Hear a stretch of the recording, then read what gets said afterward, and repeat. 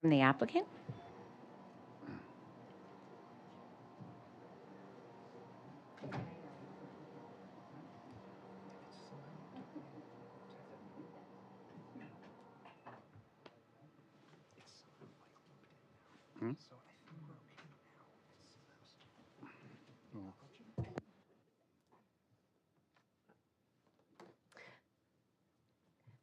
Sorry. Good evening. For the record, my name's Megan Hope. I'm an attorney with Alter & Pearson in Glastonbury. I'm here tonight presenting on behalf of the applicant, inspired by Opportunity LLC. They are the lessee of 331 South Road. That's the current Wendy's restaurant that's located close to the mall. We're here tonight to request an application for an amendment to SDD number 29. We're proposing to demolish the existing restaurant that's located on site and construct a new, smaller restaurant with a drive-through facility. The applicant is part of the Meritage Hospitality Group. We do have two representatives of that group here tonight, so if you have any operational questions about the restaurant, we have a few people here who can answer those questions. You'll also be hearing tonight from Kim Mazowick. She's our professional engineer with BL Companies. We have Chuck Corsi, who handled our outreach. Anna Pelhank is the senior project engineer. She's with Meritage Hospitality. Mike Dan is our professional traffic engineer. And you'll also be hearing from Josh Wheeler, who's our professional landscape architect. Okay. So before you on the screen is an aerial view of the site. Again, the property with, I'm sure everyone is familiar with, 331 South Road. It's about 1.23 acres and is somewhat of an island, located on its own. To the north is I-84. To the west is a vacant property controlled by the mall. To the south is obviously South Road, and then the northern portion of the West Farms Mall campus. New Britain Avenue is off your screen to the right, but otherwise it's somewhat of an isolated location. I do want to note for the record that the Farmington and West Hartford town line runs directly through the site. So that blue line that you're seeing is the border between the two towns. So we have about half the site in Farmington, that's on the west. The other half of the site is in West Hartford on the eastern portion. Prior to filing the application with West Hartford, we did go to Farmington and get all the necessary approvals from them. So we did get approvals from their Wetlands Commission, Planning and Zoning Commission, and also their Zoning Board of Appeals. The site was originally constructed in 1981. The town council approved a change of zone from R10 to BG and then SDD. And since that time, the restaurant really hasn't changed much. So what you see out on the site currently is how the restaurant was approved back by the town council in 1981. That original building, which is the white square located on the site plan, it's a little over 3,200 square feet, and it was approved for 108 table seats as a sit-down restaurant. There's obviously no drive-through facilities with the site, and it was approved with about 72 parking spaces. I think what is evident from the site plan is you can see somewhat of a change in how we develop sites currently. Back in the 80s, we pushed the buildings back to the rear, pulled the parking in the front. So there was room for improvement when we came in to do the redevelopment of this site. Otherwise, though, it's been pretty original as to how it was approved. So there have been substantial investments obviously made within the area. We've had a lot of improvements at the mall campus, a lot of improvements at Corbin's Corner. And while this location has performed well for Wendy's, they're looking to obviously modernize it and capture some of the other ways that customers are frequenting fast food restaurants, and that has to deal with obviously drive-through traffic, pickup windows, and also being able to accommodate mobile orders. And there really isn't a need for the 108 table seats that was approved more than 30 years ago. So when the engineers started working on the redevelopment of the site plan, they went directly to the new regulation that the town adopted about drive-through facilities and really used that as a framework for redeveloping the site. Okay, so all this loads. So what you have here is that aerial image with the new site plan superimposed on it.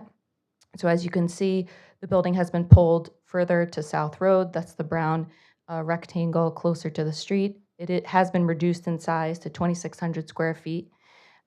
We also have moved the entrances further apart. So that westerly entrance that is now further into Farmington over here allows us to really create really nice uninterrupted green space along the street. Per the regulation, we do have the pickup window located to the rear of the building. The access point on the site will remain. This is where it is today. And when customers enter, they'll have a choice of entering the drive-through lane, which is here, or they can utilize the bypass lane to go to the parking spaces, either enter the restaurant or to go into one of the mobile pickup parking spaces, which is designated on the site plan. We were able to obviously pull the more streetscape-friendly items forward on the site plan and sort of hide everything else. We do have the trash located directly behind the building. That's going to be in a totally enclosed area.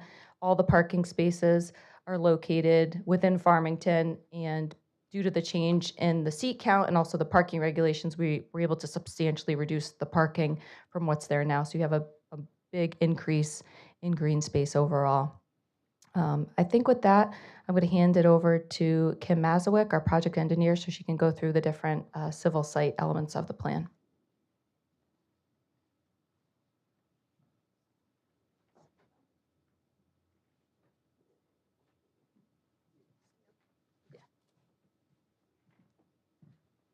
Thank you, Meg. Good evening. My name again is Kim Mazowick. I'm an engineer with BL Companies, and I'm going to walk you through these next few site slides before I turn it over to Chuck, who did our public outreach. A couple additional things that I want to mention on here related to this slide here is over in the bottom right. I just want to point out this is a existing entrance only driveway. We're maintaining that, but we're adding a mountable concrete apron here as well as on the other side so that trucks that come into the site can maneuver into and out of the site, staying in their own lanes. So that's something we're able to address with this project. The other thing also on this slide I wanted to mention is just the connectivity with the additional sidewalk that we provided along the frontage here, coming up to 4 location bike rack that we're going to provide. The other thing, I know this is on the Farmington side over here on the left, but it's a key improvement here is that this edge of paving was distanced about 20 feet further away from the wetland. So this cyan line right here represents the upland review area of the wetland that's over here on the west side.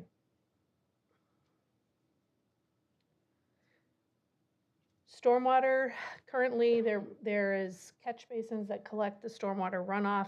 They discharge into 2 points. One is in the bottom right over here, and that's on the West Hartford side, and then the top left on the Farmington side. There's no water quality treatment, no recharge. Again, this is antiquated systems, and with this project, we have the opportunity to provide substantial improvements. We will be able to add water quality treatment units prior to discharge. So we'll maintain the pathways, maintain those outfall locations, but we'll be able to add water quality treatment units prior to discharge for removal of total suspended solids. And then we also have in this area here a recharge area for stormwater from the clean roof runoff. So because we're really able to reduce the number of parking spaces just because of how the fast food business has evolved recently, we have less of a footprint as far as paving, building, and we have reduced the impervious, increased the green space, and along with that, we're able to decrease all the stormwater peak flow rates and volumes and add the water quality treatment. The existing utilities will all, when we demolish the existing building, they'll all be cut and capped. They run along South Road here, and we'll be able to reuse those in the same locations. The big enhancement with this is that we have the opportunity to connect to the municipal system on the Farmington side for the sanitary sewer. So if you look in the back, we'll have a new grease trap and we'll abandon the existing septic system over here. And again, come into the grease trap with the restaurant, and the sanitary flows go down to over here to the west, and we can connect into Farmington. So that is you can see that's just the extension coming down and going all the way down to across from Woodruff Road. We are going to be providing all new lights. So again, you know, this facility is old. It has old equipment. It has old lighting. It has old HVAC equipment, and we're going to have the opportunity to upgrade that. The lighting system will be all LED light fixtures. They're 14 feet tall. We have the photometry plan here, obviously, that's provided in the package, showing how we are preventing spillage. They're dark sky compliant, and they have full cutoff shields. This is just the details for those that go with it that we provided in the package. And I just have to point out our lovely bike rack here that we have that is a Wendy's Frosty, because I know we were all talking about the Frosty earlier today. So they're just a black, you can see them actually in that photo, but unique touch. So I'm going to turn it over to Chuck Corsi, who did our public outreach. Just a few things to remind you of before we do that. This is a great opportunity. You can see from this picture, this is out of date, and once you see the renderings, you're going to see aesthetically there's improvements, but there's improvements providing, you know, improved service to the community just in how they'll be able to obtain the fast food at the restaurant, and then improvements with traffic, pedestrian safety, stormwater. So multiple improvements come with this approval of this project. So thank you. Thanks, Kim. Good evening, Madam Mayor, members of the council. My name is Chuck Corsi. I live at 21 Walbridge Road here in West Hartford. And as Kim said, I was retained by the applicant to conduct community outreach for this application. A little nervous the first time. Let's see. All right. Nope, I went the wrong way. That's right, right? I went backwards. Oh, no. And that concludes my presentation. See. Hold on. I'm sorry. Oh my goodness. Hold on. He's got like 2 windows open. Yeah, I think we somehow split it. Let's see. Oh, it's the side-by-side. See, it says side-by-side. Oh, hold on. Got it. Single page. Oh, Okay, so it's control. and then this Oh, okay. function page Okay. down should get you where you Okay, never mind. Thank you.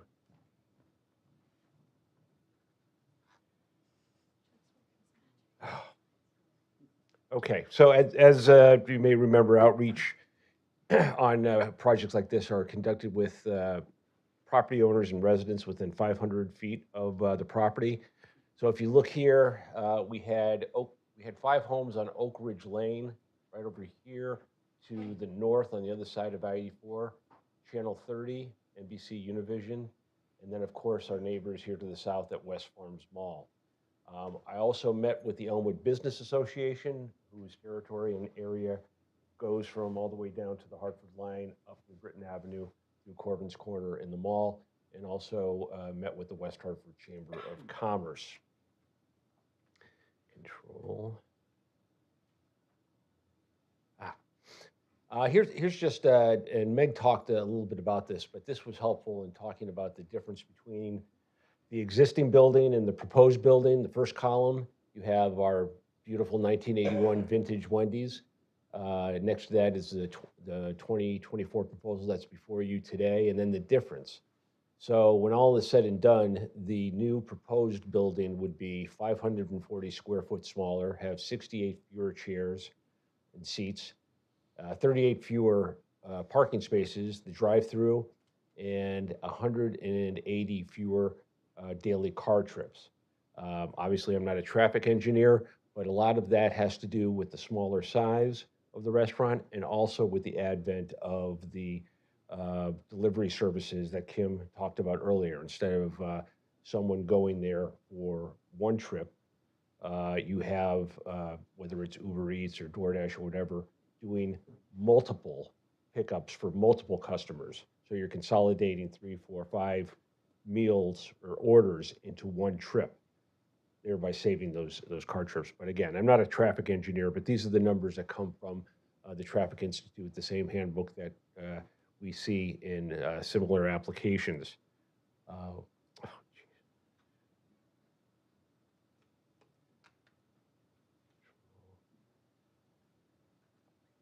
Okay.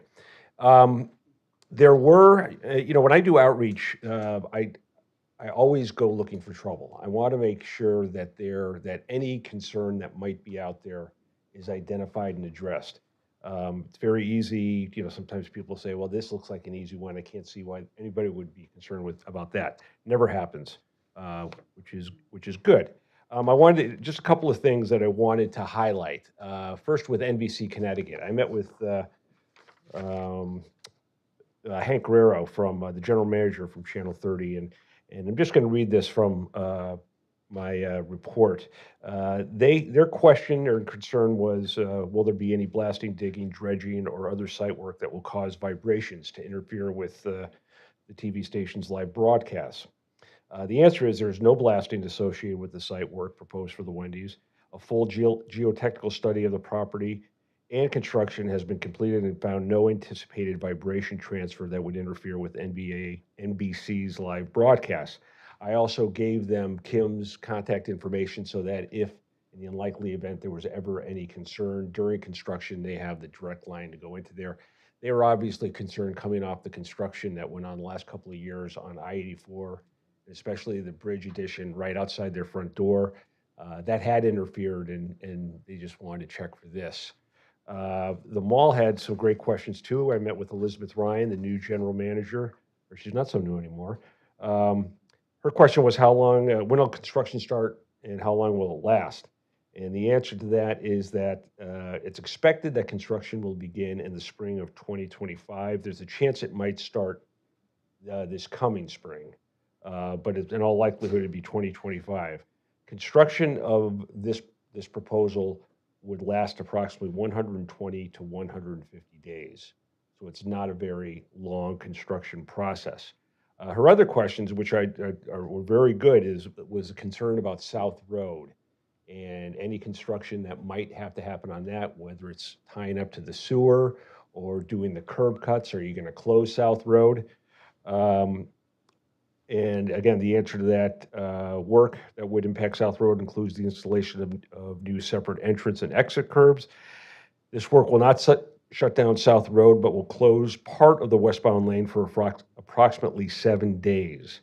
Traffic cones and on-site workers will be in place to ensure safe and secure flow of traffic. The sewer line installation may run through the neighboring property to the west, avoiding any road work, but if installation of the newer sewer line needs to be installed via South Road, part of the westbound lane, again, needed to be closed for 2 to 3 weeks. Again, traffic is not closed, but part of the lane was, there'd be cones out there, traffic would flow. Probably the most important question that she had was, when might this be happening? And the developer and the property owner is committed that none of this work is going to be happening during the months of November and December, which obviously are peak traffic time at the mall. And no part of South Road will be closed due to construction of that. So I believe that's it. So I didn't break it too much. Okay. Thank you. Do you have any, I'm happy to answer any questions now or wait till later. Thank you, Mr. Corsi. I think we will open it up. We're going to take public comment if there is any, and then we will open it up to the council. Is there We any? still have a little bit more. Okay, well, after the presentation, we will Okay, do that. great.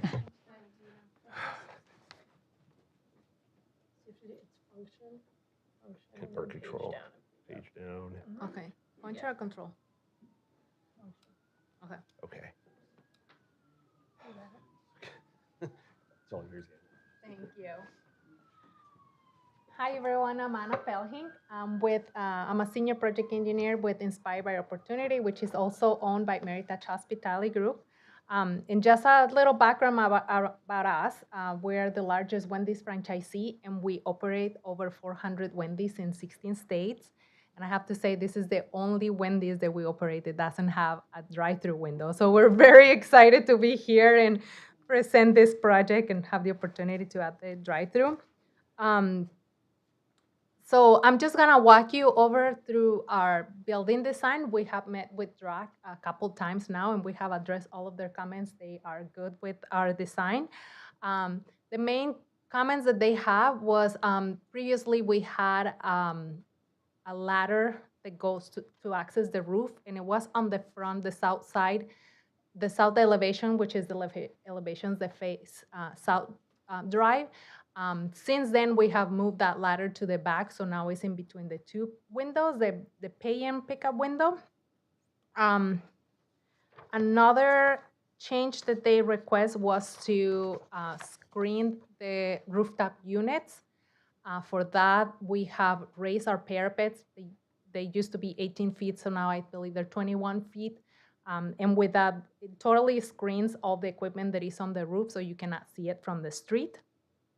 And just, I wanted to point out like the material for our building. We're using a Nichiha. Nichiha is a fiber cement board. It's very good quality, very durable.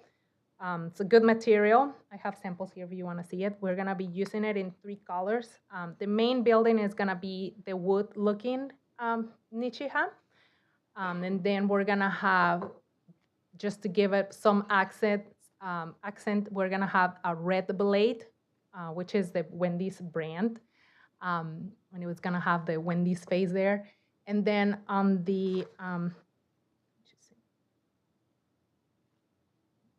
back of the, oh, you can see the ladder there. On the back of the building, the pay window and the pickup window, those are kind of like a bump out of the building, and those are gonna be on our great Nichiha. We're also gonna have an LED tape that it's in the corner of the building, just like on the front part of the building, which is the dining room, like in this area right here. This light is concealed in the trim cap and is chilled, so it only shines down, so meets the dark sky ordinance. And we also have some light fixtures in the building. We're gonna have 4 scone fixtures, 4 in the front, 4 in the back that are silver. And then we have our cooler freezer. Our cooler freezer is a manufactured metal building that is, it's attached to our building, and it typically is just a metal. We usually just leave a metal building painted dark browns. In this project, we're gonna cover it with the wood Nichiha to make it look like it's part of the main structure. Going the other way. No. For signage, we're gonna have a monument on the entrance of the site. So it's gonna be kind of like right here. This monument is 7 feet tall and 6.5 foot wide, and it's gonna be illuminated. And on top of that, we also have 4 signs that go on the building. One sign is the big, we call it cameo, it's the big face that goes on the blade, the red blade. And we also have the word Wendy's in the side looking at South Road. We also have another Wendy's sign in the back of the building. And then one more cameo in the front entrance, which this is gonna be the main entrance that people parking in the parking lot is gonna be using. And just really quick, Megan mentioned this building was built 40 years ago. Back then, probably wasn't a big deal that we didn't have a drive-through. Now it is a big deal, especially how the food industry has changed. We now seen that dining customers have changed to be, they used to mostly be dine-in. Now we only have about 10% of dine-in. Another, 70% is drive-through, and 15% of our customers do online orders. So with the experience that we have, the data that we have on this percentage of services that we have, Wendy's feels very comfortable with this layout and with the building designed. We think that we're gonna have a good, efficient service on this site. Thank you. Thank you very much. Anna, can you say your last name again? Bell Hank, Bill Hank? Okay, thank you. anyone would like to have a closer look at the material? Okay. So is that the presentation is complete from the applicant?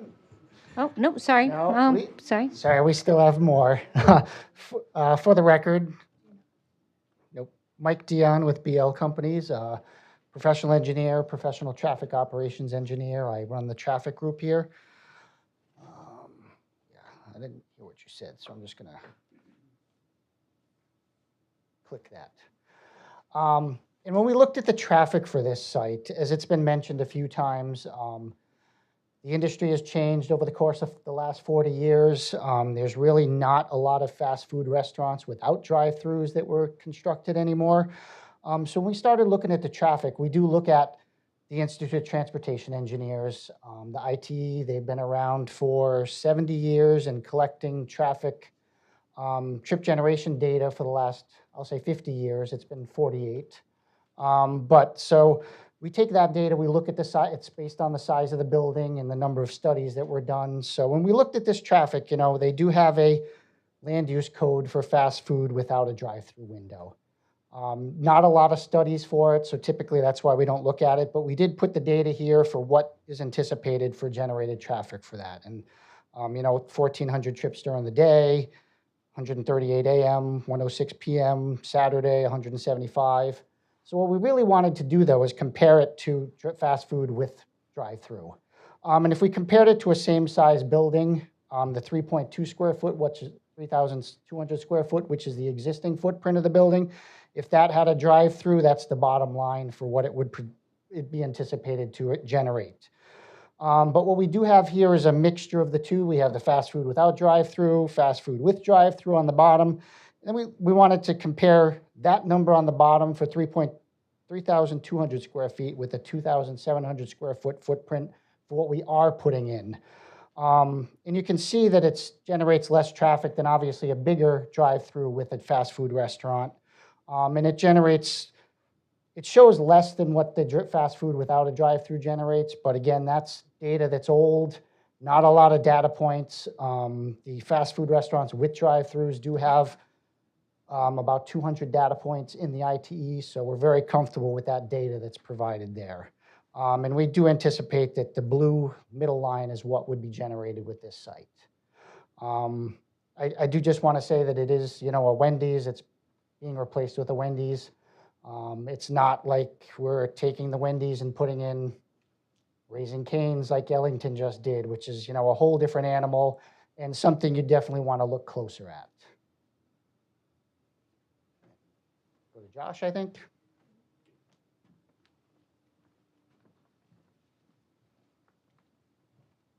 How are you doing? My name is Josh Wheeler. I'm a licensed landscape architect with BL Companies, and I get the better part of this. So taking you kind of around the site, we've been able to meet all the criteria that are set in the town ordinance. But what I want to show you is that along the backside, and I'll call it the rear and side yard because it kind of comes down to the point, we're creating an evergreen screening and buffering towards 84. So that kind of takes into account that entire run for that side. Along the frontage, we're introducing a bunch of new street trees. We had to hold them back a little bit further from the edge of the roadway just because there's some overhead power lines. So we're putting them on the other side of the sidewalk, which actually give them a better chance at survival anyways. And behind those street trees, we've got some Cornish Florida dogwoods. So it's kind of like bosking that area, giving it a little bit color to the space and a smaller tree. So it's not obstructing any views. We also have some trees along the other side. So we've intermixed all of the trees throughout the site that were required either from the street frontage or from within we'll call it the rear and side property lines. And along the building, we've created an evergreen and deciduous mix so that it's easy to maintain, but will also give you some winter interest and color throughout the whole year. So I think that's about it. Again, for the record, Megan Hope, I'm just going to make a couple of final remarks before we open it up to questions. We did have with just one outstanding comment from planning regarding providing an updated lighting plan with details. We have done that. We did present that in the presentation. We did have a comment from the town engineer regarding the welcome to Farmington sign, which is obviously on the Farmington side. It's over adjacent to the exit driveway. We do have a note on the plan that we're going to meet in the field with representatives from the town of Farmington to place that, make sure it doesn't block any of the sight lines. We might have to pull it a little bit further into our site, but there is room for that as well. Finally, I just wanted to make note of the waivers we're requesting as part of the SDD. Those can be found in the zoning information chart, which is SP1 of the plan set. Just really two minor waivers there, and they have to do with the parking, because we actually don't have any parking spaces located in West Hartford. Everything's in Farmington. We did include information in our application letter that the continuation of this use is in harmony, not only with the existing development and all the properties that are adjacent, but also with the comprehensive plan. The TP&Z did forward the council a recommendation that the plan is consistent with the POCD. So I think with that, I'll open it up to any questions. Thank you, Attorney Hope. We're going to look for a public comment first, and then we'll get to any council questions. And while our Corporation Council is checking, sign in, Mr. Davidoff, I know you received one written comment. If you could share that, and if there's any others. Madam Mayor, we have received letters in support from the Elmwood Business Association, as well as a letter in support from the West Hartford Chamber of Commerce. Thank you, Mr. Davidoff. There is one person that signed up, but I think you're part of the presentation, Kimberly. Is there anybody in the audience that would like to speak to this public hearing? All right, and we will open it up to the council for questions. Does anybody have any questions? Mr. Walters. Thank you, Madam Mayor, through you. I have just two questions, actually. One is, looking at the trash, how is that going to be collected? Because we have a one-way going in there, and then it seems like they would have to do a little shimmy to get in to back up. I mean, typically they back in. Yeah, sure. I'll have Kim come explain that.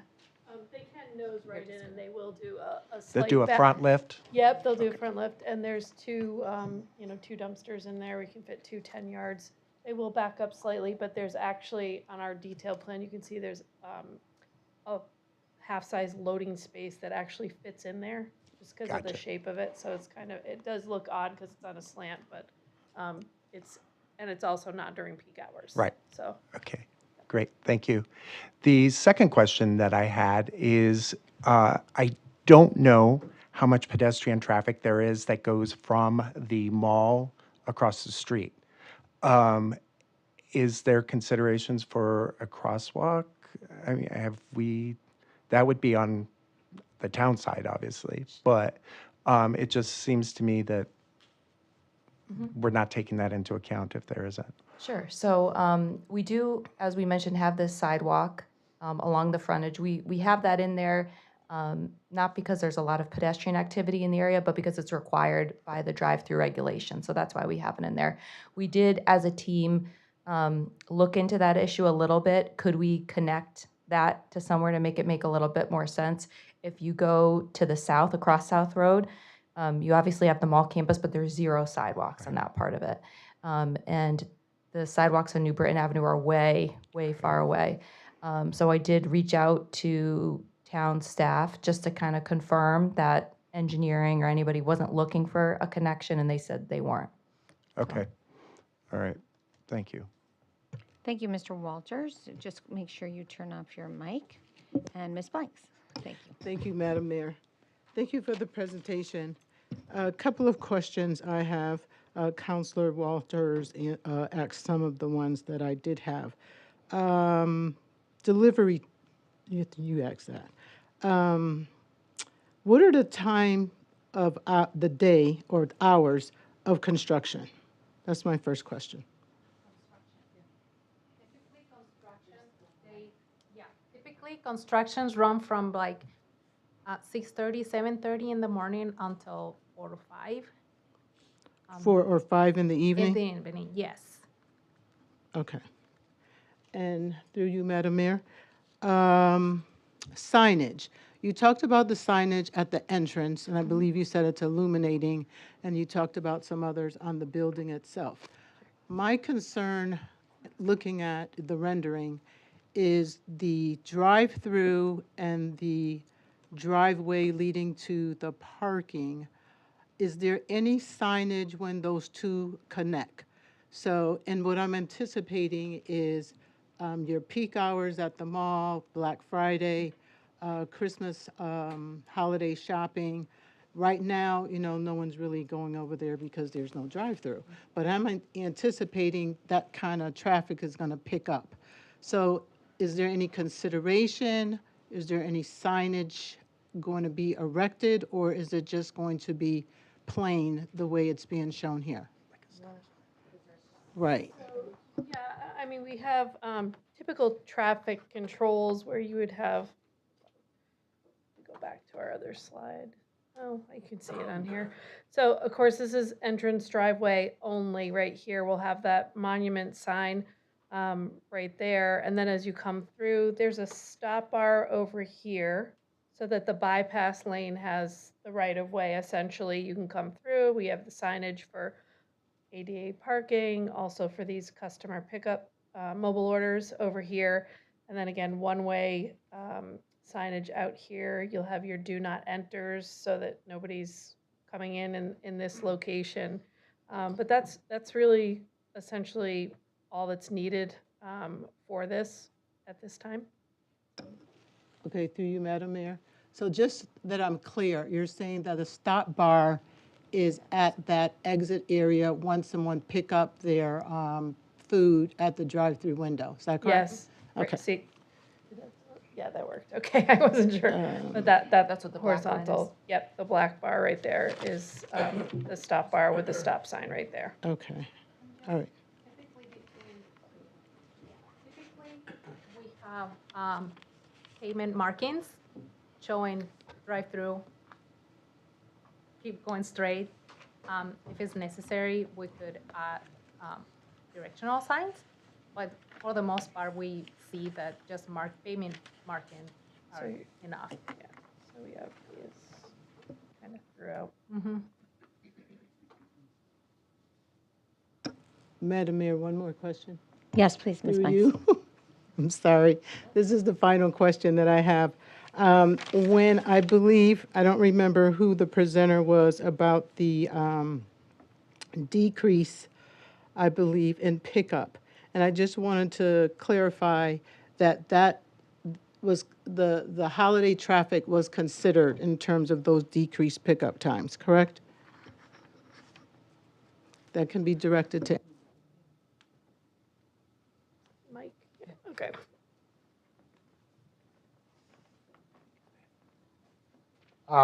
For the record, Mike Dion. I don't believe we talked about pickup times, but we did talk about the traffic generation. And we didn't consider Black Friday. Typically, we look at typical times over the course of the year. We want to look at an average day, because if we designed every site to Black Friday, South Road would be 6 lanes, 3 in each direction, so there'd be a sea of pavement everywhere. So we look at typically an average day. And when we showed our graph with the AM, PM, and Saturday midday, those are the typical peak hours for traffic.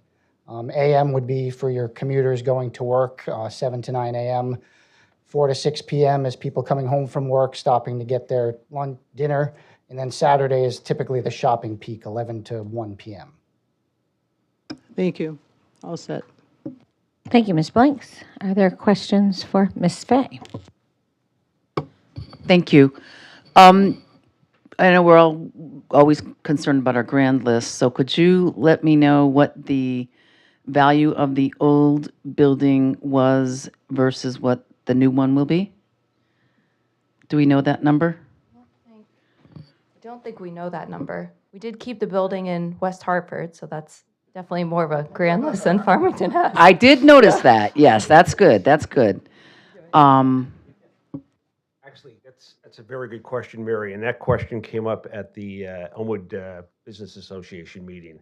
And fortunately, we had the town manager there, but you have an old depreciated building with outdated equipment being replaced by a new state-of-the-art, high-tech building. I asked the town manager, and he can chime in now, but we're not making any promises but you can probably speak better than anyone.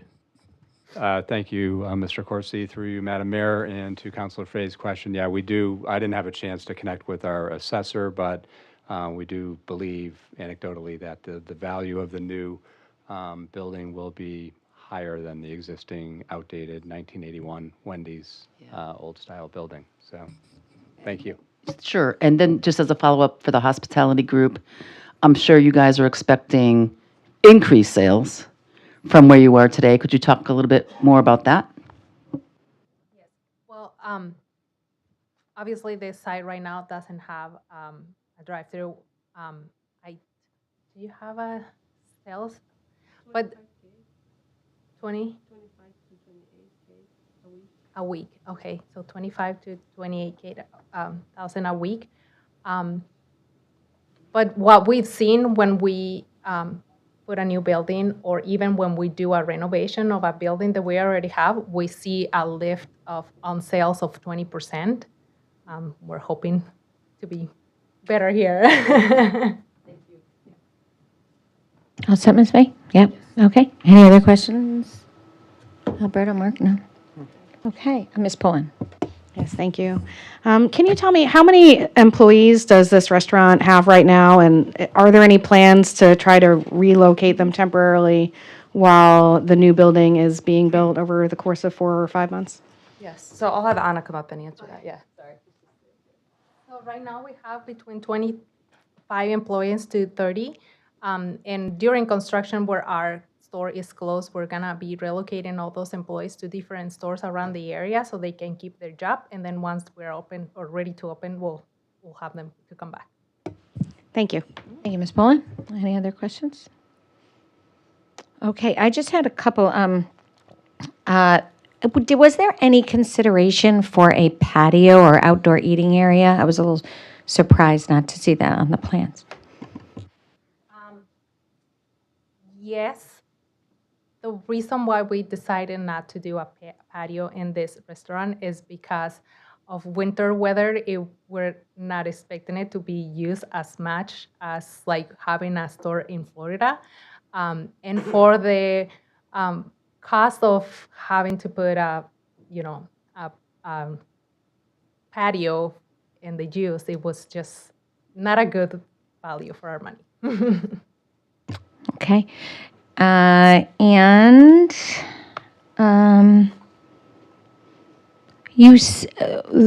air conditioning and units, where are they and where are they facing? Yeah, so those are all located on the roof, and we Okay. did raise the parapet. That was a request from Drax, so they're going to be totally screened. So they're going to be up on this portion of Right, the right, roof right. here, Okay. behind that taller Thank you. portion. Thank you. And you said updated, obviously, you're going to have state-of-the-art HVAC. Is there any other sustainability elements to the building or?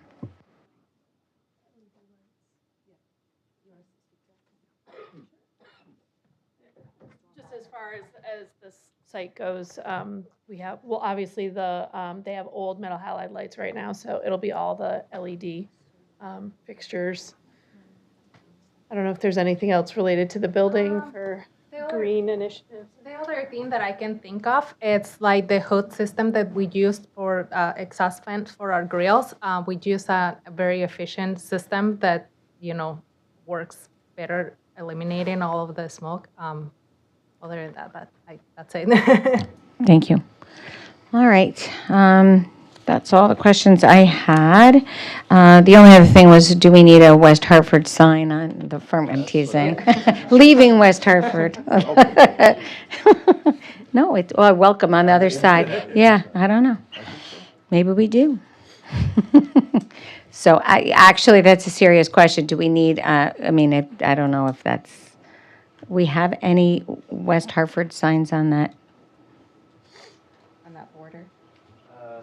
Yeah, we don't have, nothing got picked up on the survey, Yeah, just we the don't. Farmington sign. Okay. And I think that has to do with probably the direction of the road. You know, when you're on Right. that side, you're driving west towards Farmington. Mm-hmm. I don't know if there's anything on the other side of South Road. There's not a lot of space over there. Yeah, I don't Yeah, think there's a berm, I think. Yeah. and- Yeah. We could put one eat in West Hartford and park in. There you go. All right, any other questions? Okay, hearing none, we just are, and I know you already mentioned it, but we're going to read into the record, letter dated February 20th, 2024, from the Design Review Advisory Committee recommending approval. Letter dated February 21st, 2024, from the Town Plan and Zoning Commission recommending approval, and letter dated February 2nd, 2024, from the Capital Region Council of Governments finding no apparent conflict with regional plans and policies or the concerns of neighboring towns. I just would add one thing. We do have a lot of places in town with patios. We have at least 7 extraordinary, beautiful months, and sometimes our winters don't have a lot of snow. So, I mean, at some future date, there's a beautiful area for you to have some outdoor dining. But that is, and I think in the mall, that would be a welcome contrast to mall dining as well. That's my own little. Anyway, but with that, we will close the public hearing. We'll take a 5-minute break, and we will meet back for the council meeting. Thank you very much.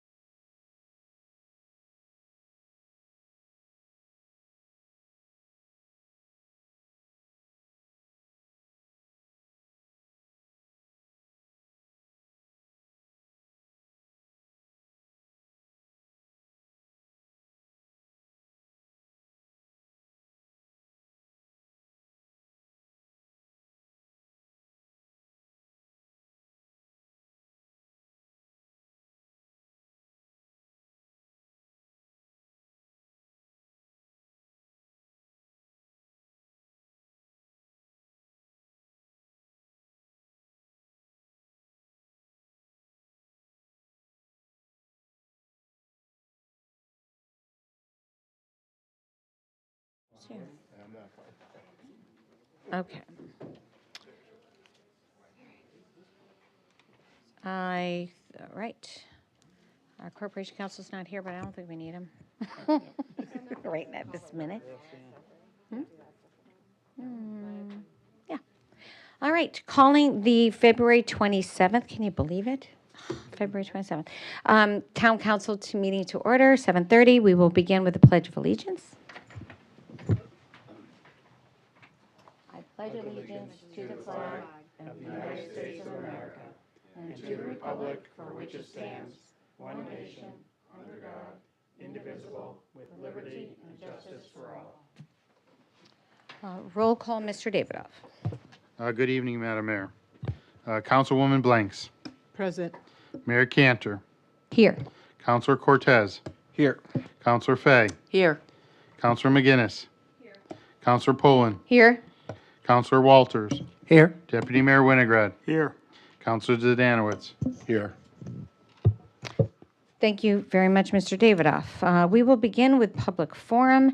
Any resident or taxpayer of the town may address the council regarding any item on the agenda which is not otherwise subject to a public hearing. Is there anybody that is signed up? No, but nobody is signed up. Is there anyone in the audience that would like to speak to something on the agenda that's not subject to public hearing? Okay. Then we move on to 4A. Mr. Winograd? Without objection, I move that items 5A and 7C be placed on the consent calendar. Is there any objection? All right, seeing no objection, the items are placed on consent. Mr. Winograd? I move adoption of the consent calendar. Second? Motion's been made and seconded. All those in favor? Aye. Aye. Any opposed?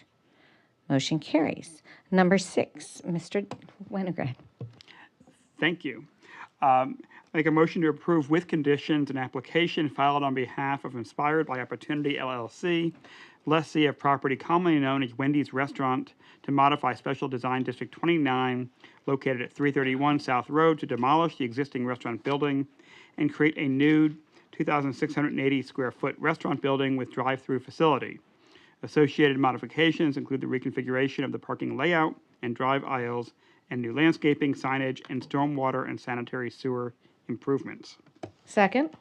Motion's been made and seconded. We just had a public hearing on this. Just a quick summary, this is a replacement for the 1981 Wendy's that Mr.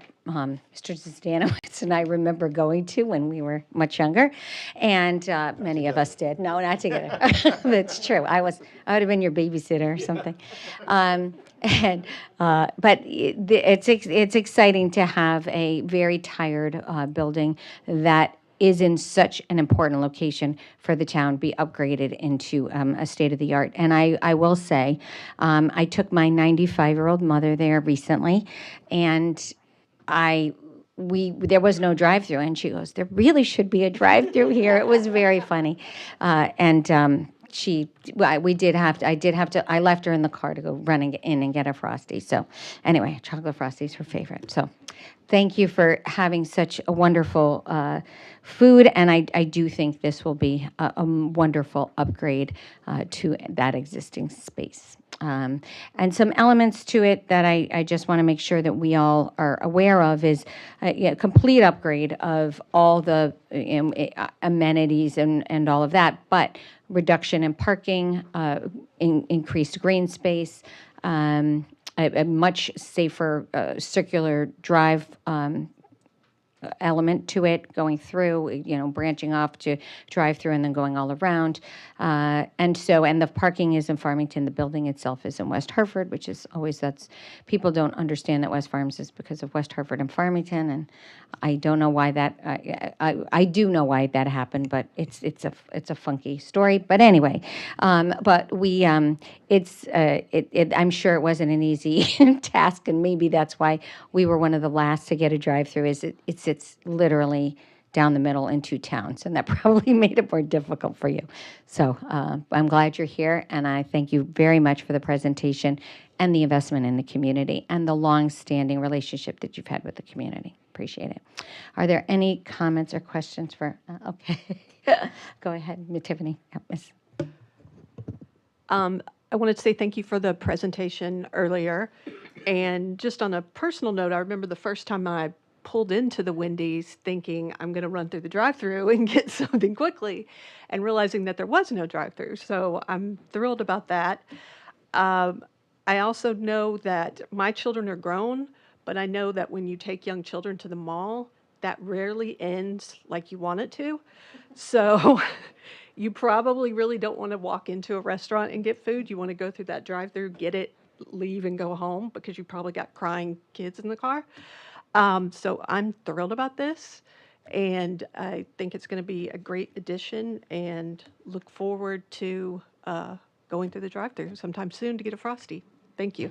Thank you, Ms. McGinnis. And I do want to add before anybody else speaks that Councilor Chris Williams is no longer on the council, and our town clerk, who was on the town council, actually drafted that drive-through ordinance or helped to, our corporation council, and our town planner wrote it. But it was their vision to have this be, knowing what happened with the pandemic and knowing that people really wanted this amenity, they felt that this was really important and worked hard on it. And I want to thank you both very much for that, because I'm sure that also helped your decision as well. Any other comments, questions? Mr. Zdanowitz? Thank you, Madam Mayor. So I think I can say this on behalf of the biking community for the Frosty bike rack. I go, that's ingenious. So they're not here to thank you guys, but it's on there. But it's a well-needed upgrade for that area. It really is. And I applaud your efforts in doing so, and also applaud you guys for staying in West Hartford and not moving over to Farmington. Thank you for that. And also, the drive-through is just a great added benefit. And I think you kind of alluded to it a little bit. It's not you, it's us. We didn't allow drive-throughs in town at all. So even if you applied for one back then in 1981, you couldn't get one. So yes, if Chris Williams started that, it's a nice benefit to have now in West Hartford. And I do have the early memories, as the mayor mentioned, in 1981, my brother and I were there when it first opened. And it had just memories as a kid. I think I was in 7th or 8th grade, depending on when it actually opened. But yeah, so it's been there many times, and appreciate it. And thanks for your presentation today. Thank you, Mr. Zdanowitz. Any other? Ms. Planks? Thank you, Madam Mayor. And again, thank you for the application. So I, too, wasn't a teenager, but I visited the Wendy's when it was first opened way back when. And as time went on, I always wondered, I wonder why there isn't a drive-through here. So I got to say, this is like a full circle moment, because now that I'm on the council, I get to weigh in to make sure that your drive-through happens. And I'm sure that many, many, many people, especially mall visitors, frequent visitors or frequent flyers like myself, will be very excited to know that a drive-through will finally arrive. So we'll all be waiting on bated breath. And hopefully the construction time won't be too long, and we'll get some really mild winters so they can zip right through the process and be there for the grand opening. So thanks again for bringing that application. And like Councilor Minority Leader Zdanowitz said, thank you for staying in West Hartford, right? All of that, another full circle. But thank you. Thank you, Ms. Planks. Anything else?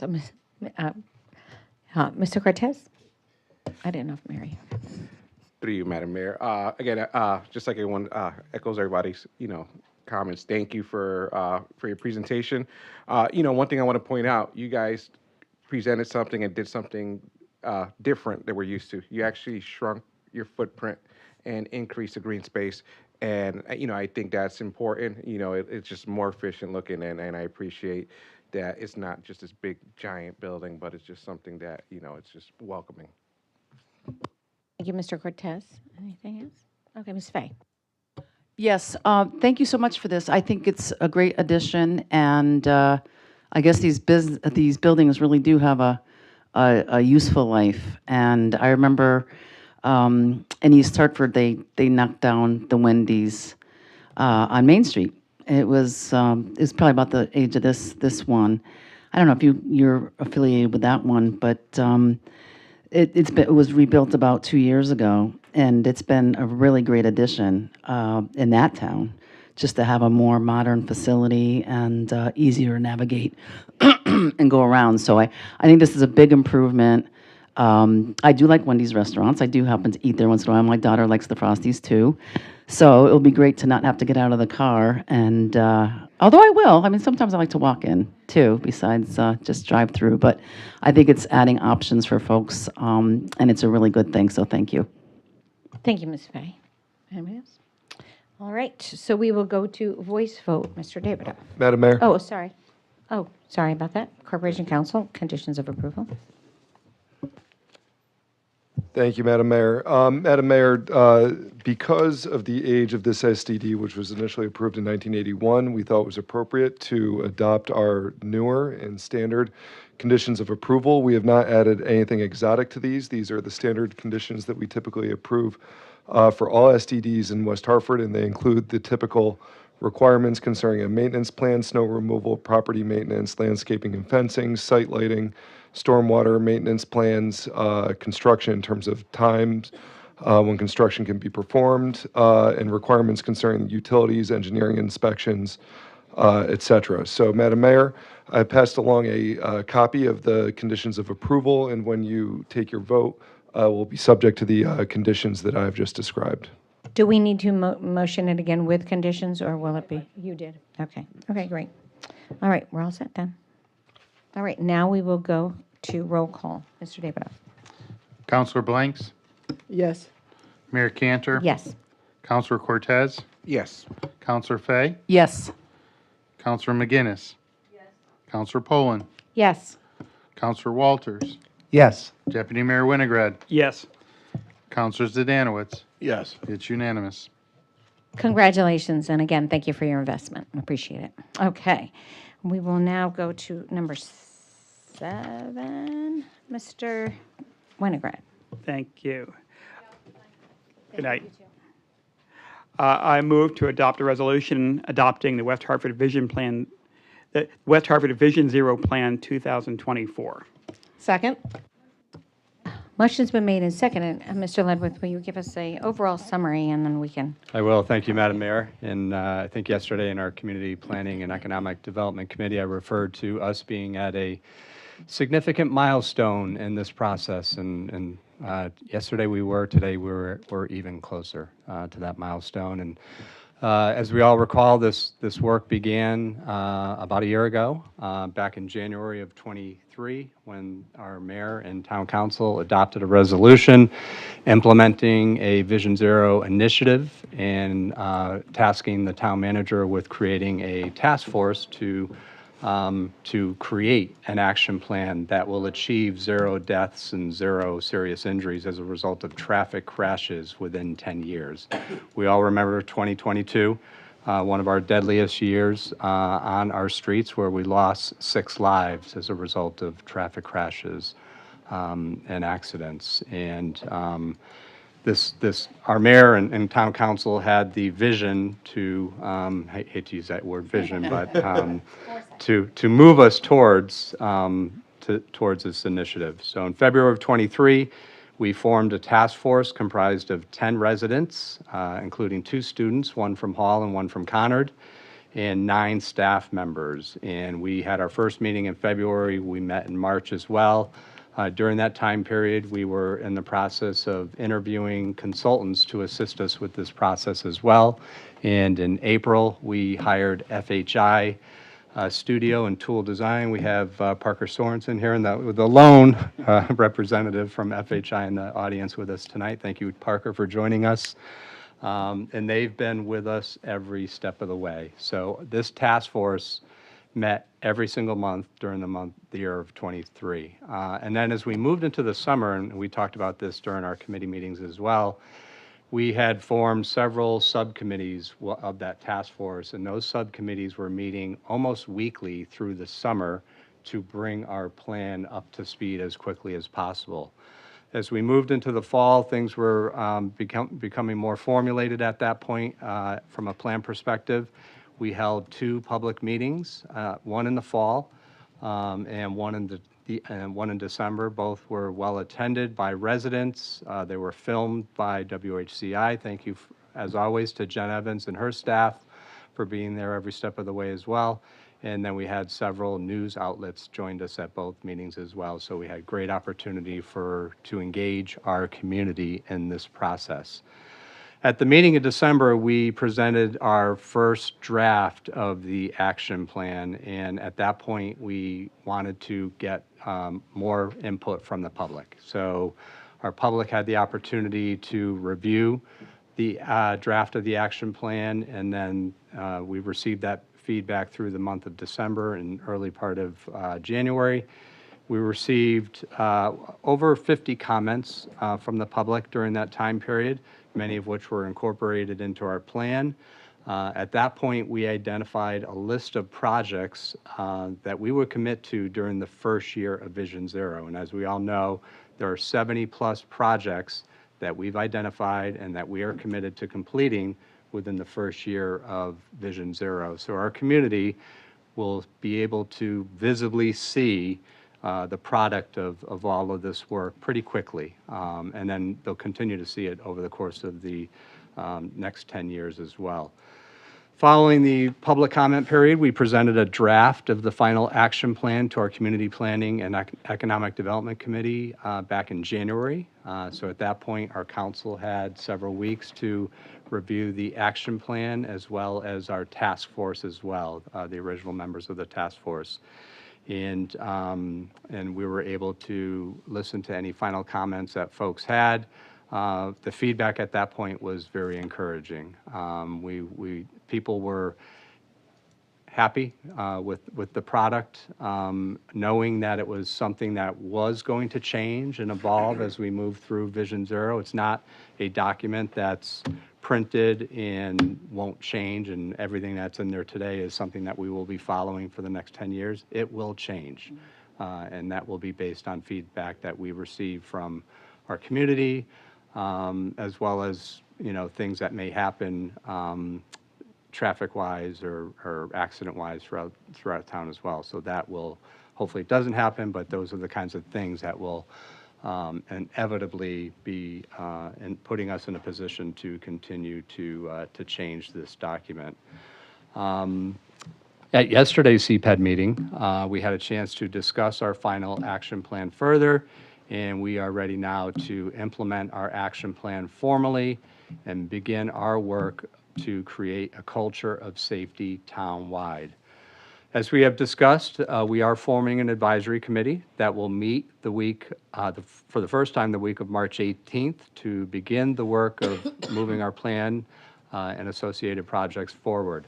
This committee will also work with our staff to produce an annual report focused on achievements over the course of the year and then setting goals for the following year. This will be delivered to the council through CPED annually, along with quarterly updates on our progress throughout the year. In closing, I want to say I'm very proud of the work produced by our task force and our consultants, not because our plan is the first Vision Zero plan in the state, but because of the way our residents and staff came from a number of departments, our police department, our fire department, Public Works, Equity Advancement, Public Relations, Community Development, and our school district all came together with our community to create a plan that focuses on making data-driven decisions, redesigning our streets for our most vulnerable users, centering equity in all of our decisions, and engaging our entire community and focusing on accountability. And as we've discussed, this plan will be a living and breathing document that will evolve and change over the coming years to meet the needs of our community and guide us to 0 deaths and 0 serious injuries as a result of crashes within 10 years. And I really want to take a moment just to identify that task force by name, if you can bear with me for one moment. So on the staff side, we had Adrian Billings-Smith, Eric Dempsey from the school district, myself, Eric Munsell, Deputy Fire Chief, Dwayne Martin, a Director of Community Development. I really want to highlight Dwayne's leadership and Greg Summer as well. They handled a majority of that coordination of this work through this entire year, and we wouldn't be where we are today without Dwayne and Greg's leadership. Renee McHugh, our Public Relations Specialist, John Phillips, our Director of Public Works, Greg Summer, our Town Engineer, as I mentioned, and Assistant Chief Larry Terra. And then we have our residents, Sandy Castillon, Tom Condon, Aaron Connolly, Mary Donegan, Shana Gibbs, Orion Grover, Maxine Nugent, Ed Pollock, Amalia Seidman, and Jay Stange, and then, of course, our consultants at FHI Studio and Tool Design. Tremendous effort on behalf of all of those members of this combined task force, and just an outstanding product that will roadmap that will guide us through this first year and then through the next 9 years as well. So very proud of their work and their effort. So I'll pause there, and through you, Madam Mayor, turn it back to you, and happy to answer any questions that you may have prior to voting on this resolution. Thank you. I just want to first thank you and your leadership and your commitment to making sure our community is safer, and the way you have taken charge and led this. So I thank you. I mean, there's so many people that have been involved, and I want to give this to Ms. McGinnis because we talked about this in committee, and so more to discuss, but I just really am so grateful for your leadership. Ms. McGinnis. Through you, Madam Mayor. So Mr. Ledwith said a little bit of what I was going to say, and I won't bore you by saying it again. But as he mentioned, in 2022, we had several unfortunate and tragic accidents, and our town stepped up and decided to see what we could do to make everyone safe. The definition of Vision Zero, or what it is defined, is a strategy to eliminate deaths and serious injuries from traffic crashes. It was started in Sweden and has been implemented in towns and cities around the country. As a matter of fact, in 2022, Jersey City made headlines when it accomplished 0 traffic deaths on city streets. So we do have history of this working. This plan was a huge investment of time and resources. And I want to thank the Vision Zero Task Force, which is made up of town staff and members of the community. They took time away from their personal lives, as Rick told you how often they were meeting and what they were doing, and I really appreciate the work. I also want to thank Adam and Parker from FHI Studio and Tool Design. And I want to thank the residents who completed the public survey that we had out at the end of 2023. I also want to give a special thank you to our town manager, Rick Ledwith. He has worked so hard on this, and I know talking to him about it on various occasions that this has been one of his top priorities. At the end of the day, all that we want is for ourselves and our family and our friends to get where we're going safely. And I'm proud of our town for this plan, and I'm happy to support this resolution. Thank you. Thank you, Ms. McGinnis. Appreciate your leadership on the committee and your commitment to this as well, and your receptiveness, and to all the council for your receptive way of really being a part of this. And it's just the beginning, but any other comments, questions? Ms. Blanks. Thank you, Madam Mayor, and through you. And I won't repeat, but I would just echo all of the comments that have already been said, but especially with you, Mr. Town Manager, because you set the tone.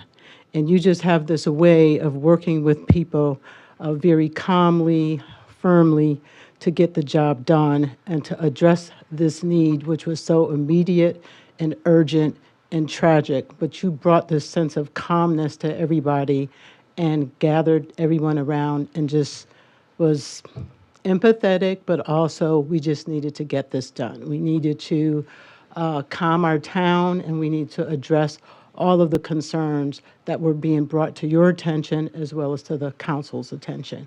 And from a public safety viewpoint, I really have to shout out our 2 chiefs and their entire team for stepping up every single time we had a tragedy in town, and trying to follow up on the investigation side, especially with the woman that we still are trying to find out what happened to her.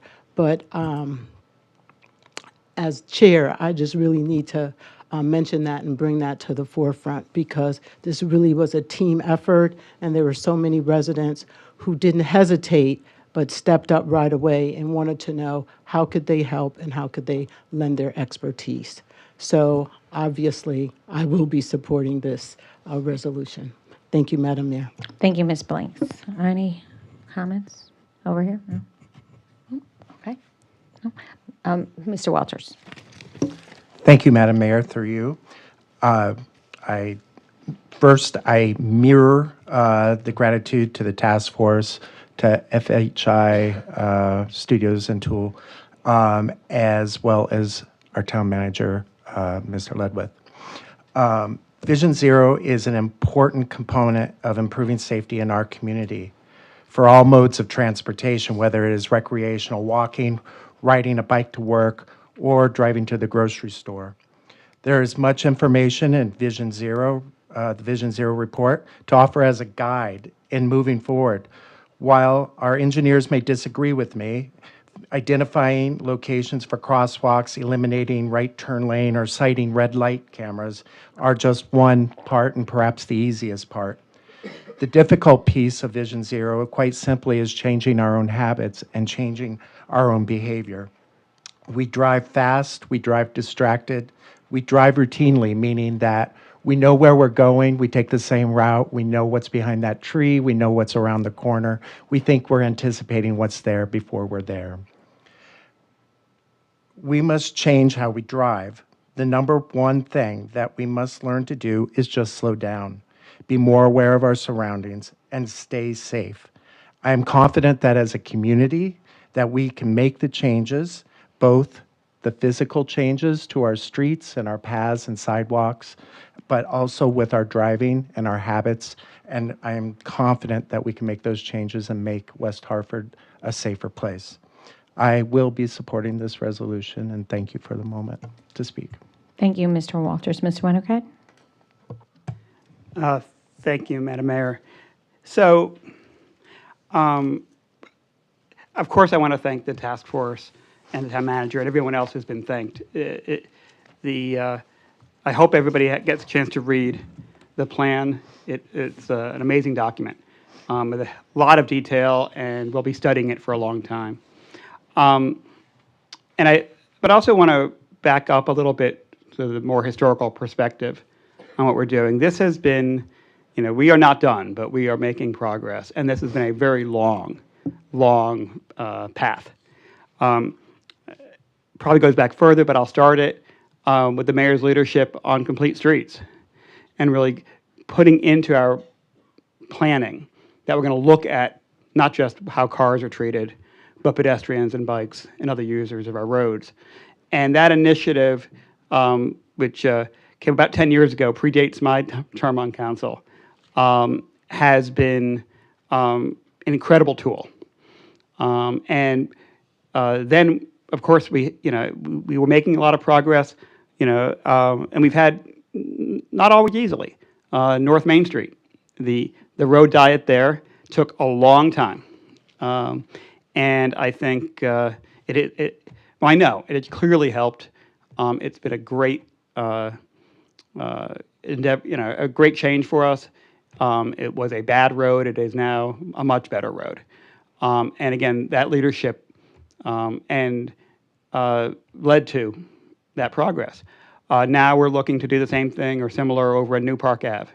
And again, that drive to improve our roads, to make it safer for all users of our roads has really, been a theme of our development over the years. And then with the tragedies we had, again, our mayor stepped forward with a new initiative, but really, in many ways, a rebranding of what we were doing before and a continuation with a higher focus. And now we're going to make more progress. So, none of these things are easy. There will be a cost. There'll be a cost in money. Projects are not free. There's going to be a cost in time.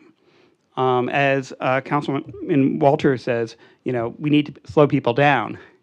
And one of our earlier in discussions of the road diet, and I'll give credit to one of the members of your task force, Jay Stange, who asked the question, as we discussed the pluses and minuses of the road diet, and we had a question about, well, how much will it slow down traffic? And that was being posed as a negative. And he said, no, how much are we slowing down traffic as a positive? And I think that's what we need to look at these, that yes, we're going to slow down traffic. And yes, it might take a bit longer to get from point A to point B in your car. But that's what it will take to make things safer. And to people who, and I do it myself, when you complain about traffic, remember that you are the traffic. And anything we can do to get people to take alternative modes of transportation, to walk, to ride, to take public transit, all these things are helping. And our roads really should reflect that. So, then just finally, I do also want to give a shout out to members of our community who've been fighting this fight for a long time. The Bike Ped Commission has, again, done wonderful work. They've been there, not, this year they participated, but, year after year after year, helping to make complete streets a success. And to the Bike West Hartford, that has also been fierce advocates for change. And I want to thank them for their efforts, because all of us together are really working to get to a common goal, and that is this vision of zero deaths, and more beyond that, right? It's not just deaths, a vision of having safer streets for all. So thank you again to all your work, to the mayor, again, for all her leadership on this. And certainly my strong recommendation that we endorse this plan and inevitably the changes that will occur in the plan as we move forward. Thank you. Thank you, Mr. Winograd. I appreciate your kind words. And there's nothing worse, I think, or a bigger concern of any municipal leader or elected official to having compromised safety for your residents. And that is one thing that, people really, and I have literally, and I know the town manager has literally lost sleep over many, many nights about, how do we keep our community, how do we make our community safer? Not keep it safer, but keep it safe, but make it safer for all users. I've served on the council for nearly 20 years. There is not, I don't think there's a day that has gone by, and maybe there's been a few days, but it has been the chorus of people everywhere I meet on driving too fast. It's not traffic. It's actually traffic is not the problem oftentimes. It's driving too fast, being nervous about a child crossing a street, an older person crossing a street, a young driver on the road. When every time my son leaves my house to take a turn on Albany Avenue, I get a little nervous because the cars go too fast. And I've had friends who have ridden their bikes and gotten hit, or runners that have gotten hit. Unfortunately, people that have died. I did a wedding for a couple, the widower of a tragic bike injury, a fatal bike accident in town. This is real. It's real, and it lives in us. And I want to thank. I know the passion of the task force, the passion of our town leadership, the passion on this council, Mr. Winograd in particular, our Ped Bike Commission and Bike West Hartford, all of these people that have stepped in to say, we want to do this, and we care about our community. We care about everybody that comes through our community. We want them going through our community safely. Have a great time while you're here, but be safe. And so I think this could be one of the biggest transformational quality of life changes that we have in town. I do think that it has to be bigger than this 1 year, which I think we've done a lot, and we are the first to come out with an action plan. And thank you so much to FHI. I see Parker Sorensen. Thank you for your work. We need to commit to this, but in a cultural, it has to be a culture change. As as Mr. Walters was saying, we all need to slow down. As I was driving tonight, I was coming here, I was taking a right off of my street onto Albany Avenue, and I did not see 3 teenage girls that were walking to cross the street. I saw them, thankfully, at the corner of my eye. I looked both ways, but it was hard to see them. They were all in dark clothes. And it, again, just hit home of, we have to teach the people, pedestrians walking, to make sure that they have reflective bands if they're walking at night, or just maybe turn on a cell phone, hold a cell phone when you're walking your dog at night, how you can put on a reflective vest or something. Running at night, oh my gosh, I have so many people that run at night, and it's wonderful. We have a nice warm night tonight, and I adore that, but it is scary. So it's a culture change of, we need to be more cautious at every turn, and that means in a car, on a bike, on your feet, and people that are strollers, wheelchairs, all of those things need to be thought about in a way that is way more just caring and understanding of our lives. We get so caught up on the rat race and the hamster wheel and rushing to this and rushing to that. And I've been there. I know I drive too fast. I actually, today also, I was walking my little granddaughter, and I was getting ready to cross the street with my 18-month-old granddaughter, and somebody ran a stop sign. And I was like, really? Really? I just, again, probably completely not conscious of, what was happening around them. And it was daylight. It wasn't dark.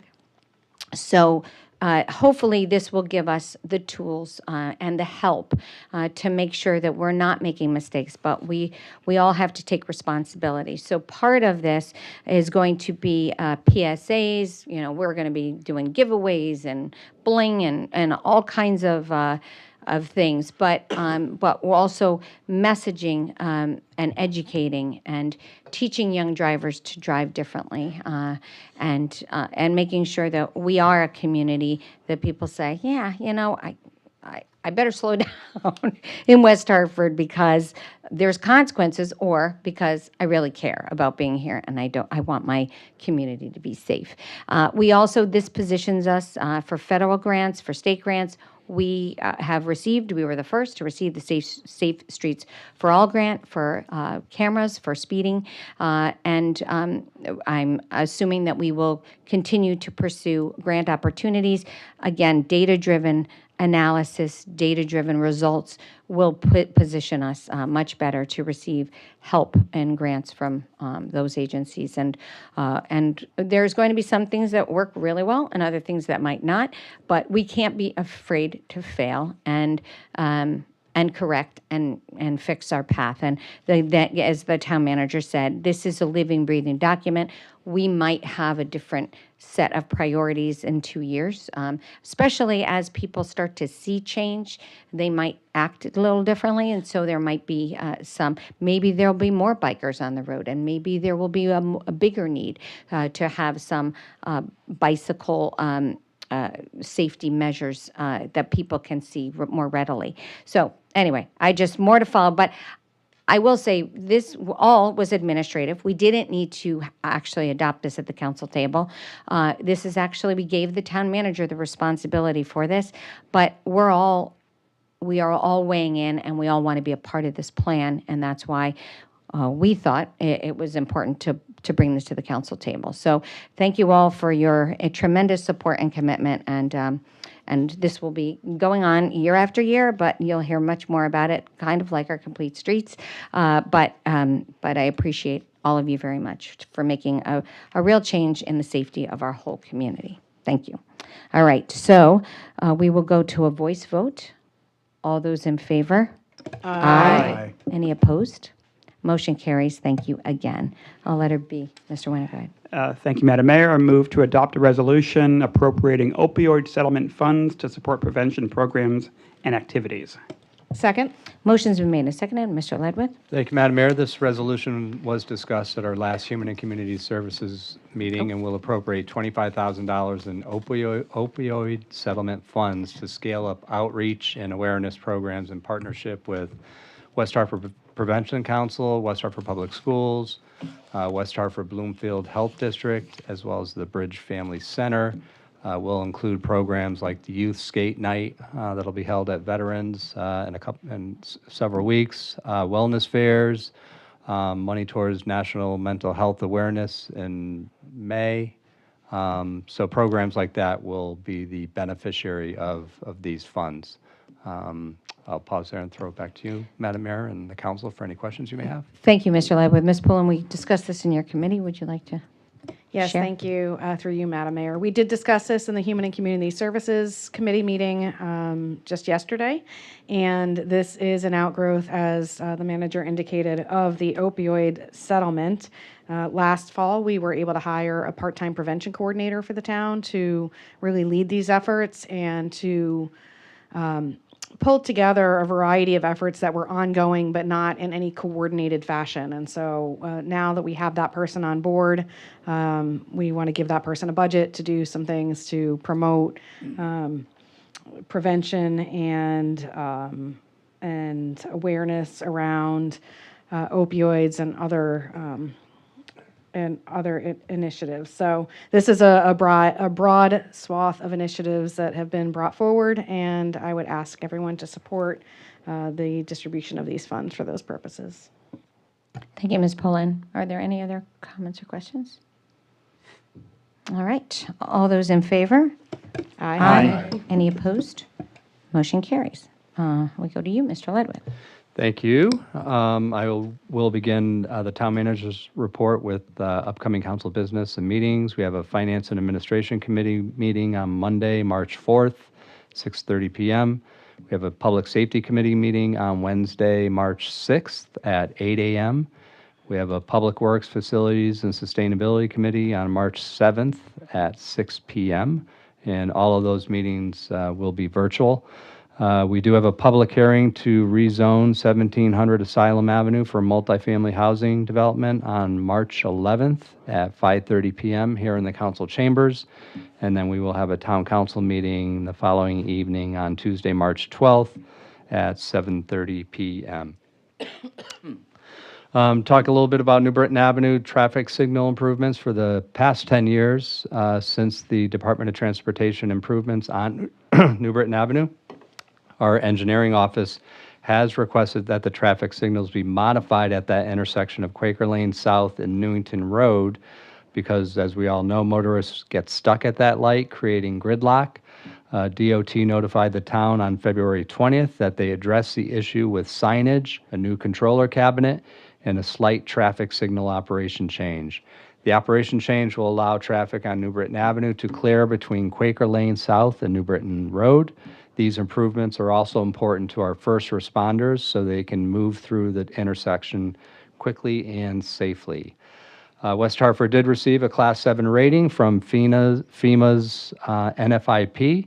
West Hartford recently received a plaque from the Federal Emergency Management Agency, which is now hanging in the legislative chambers right behind us. The plaque confirms the town's commitment and successful efforts to improve FEMA's National Flood Insurance Program through the community rating system. As part of the required annual effort, community development staff, most notably Todd Dumais, our town planner, submitted documentation to FEMA to demonstrate the town's increased flood prevention and management efforts. Those efforts were recognized by FEMA with the improvement from a Class 8 to a Class 7 community. Each year, the town completes activities to manage, educate, enforce, and reduce the natural disaster impacts in West Hartford and the surrounding area by preparing for and managing flood events.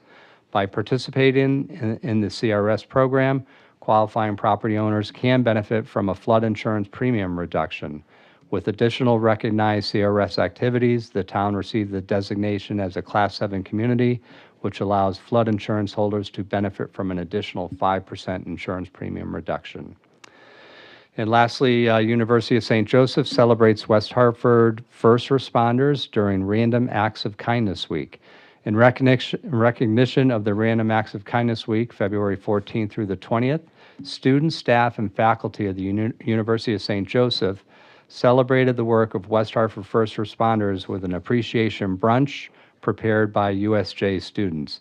Nearly 50 first responders from the West Hartford Police Department, West Hartford Fire Department, American Medical Response, Emergency Medical Services, and local nurses attended the event on February 20th.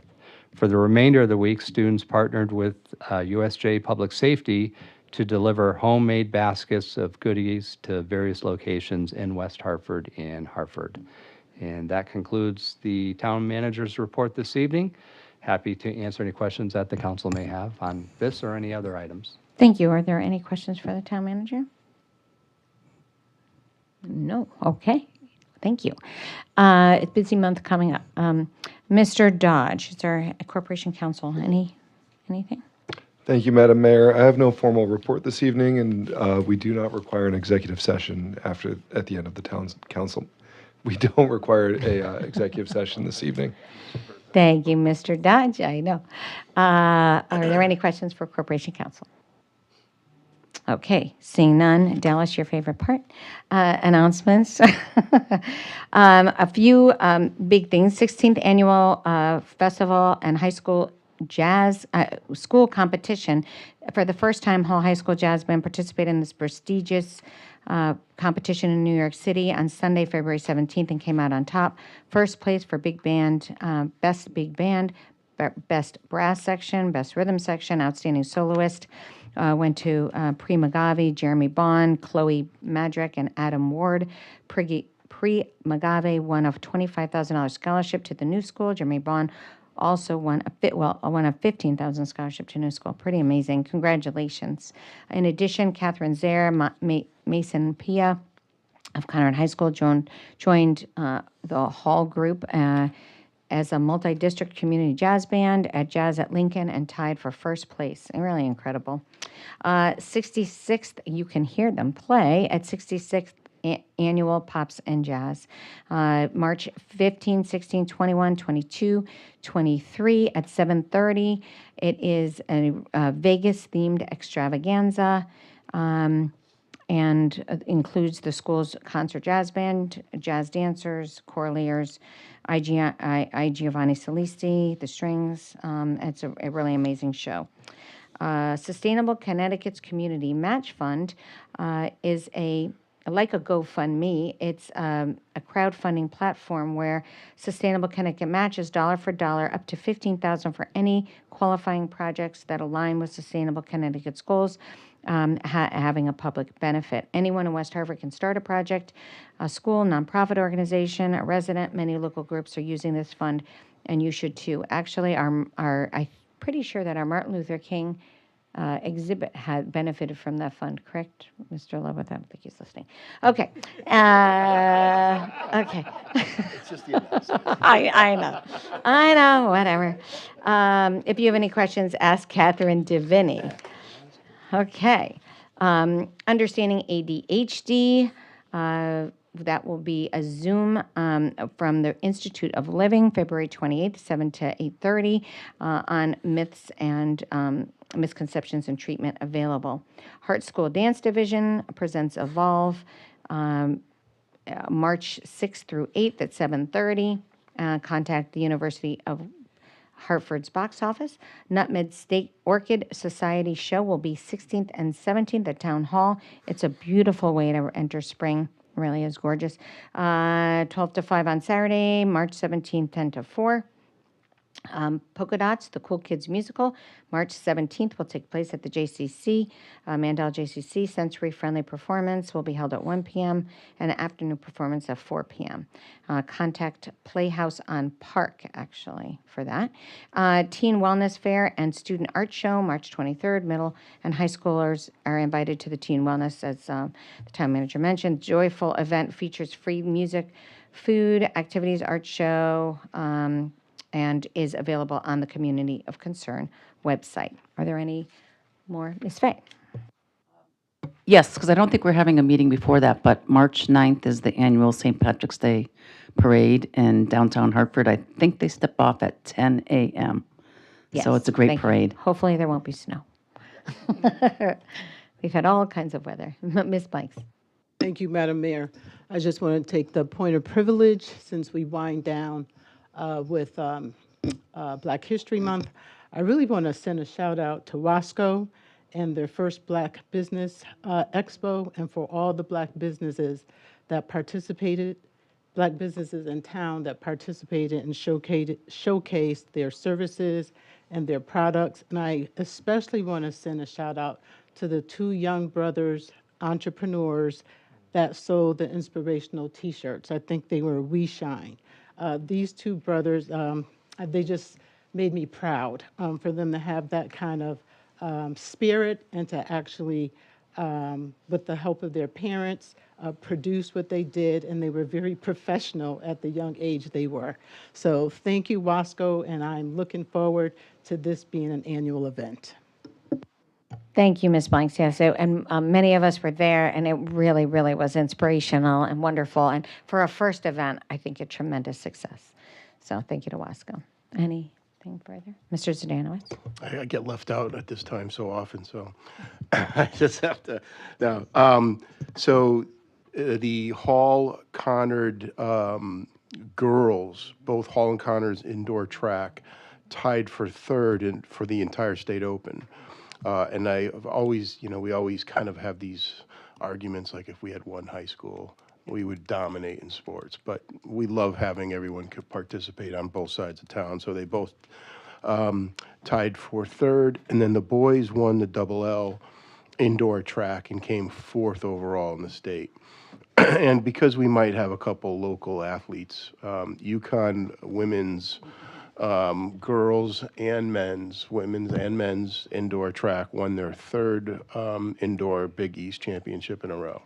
So kudos to those UConn athletes that we may know. Congratulations to your daughter.